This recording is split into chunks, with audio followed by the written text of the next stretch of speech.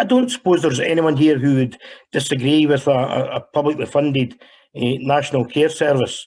But I'd like to just spend a few minutes on the current scandal, which has left hundreds of people dying in care homes throughout Scotland.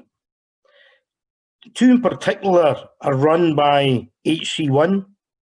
HC1 paid a dividend of £45 million to their shareholders last year, yet seem unable to keep their residents or clients safe, or indeed their staff safe for that matter.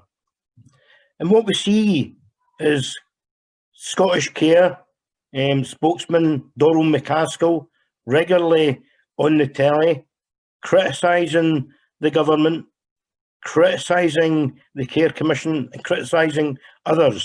Now, Donald is doing a great job for his organisation, but he is there representing the employers and representing the businesses. I've personally spoken to both the Labour Party and the Scottish Nationalist Party saying we can't take everything that Scottish Care takes as sacrosanct. Those organisations that Donald McCaskill is representing, let's have a look at what they do. They didn't pay their staff sick pay. They didn't allow their staff to self-isolate until Scottish Government public money came in and funded quarantine money, isolation money and sick pay.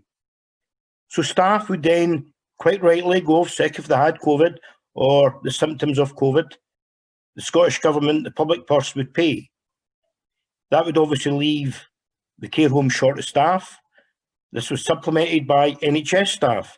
NHS staff go into care homes, and this still happens, and they are paid again by the public purse.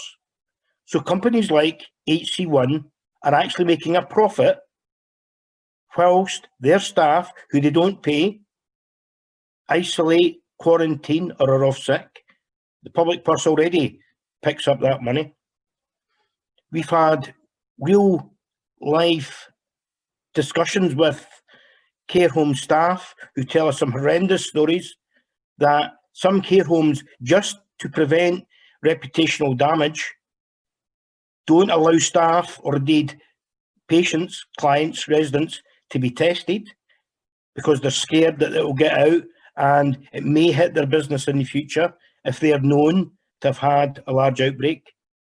We know for a fact that residents who have been tested positive in those homes that allow testing are allowed to wander freely. And we wonder why people are dying in the care homes. So there has to be a national care service, and we have to have a national care service that's properly funded and the staff are properly trained. And I thought it was really important, the point that Jane made about training the staff properly. We within UNISON went to Jean Freeman not long after she became the Cabinet Secretary for Health with a programme of free training and education, particularly aimed at care home staff.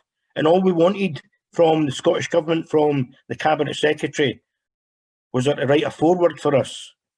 And she wouldn't even do that. That was just a year before the pandemic hit. And we're still in that pandemic. In fact, we're probably nearer a worst case scenario than we are to a best case scenario.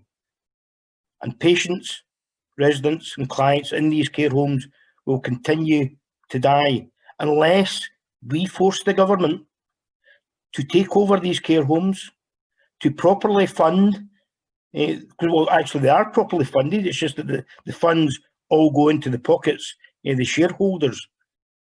But if we are serious as a country about looking after our most vulnerable, then we must have a national care service fully funded by the public purse and no longer to make money for shareholders.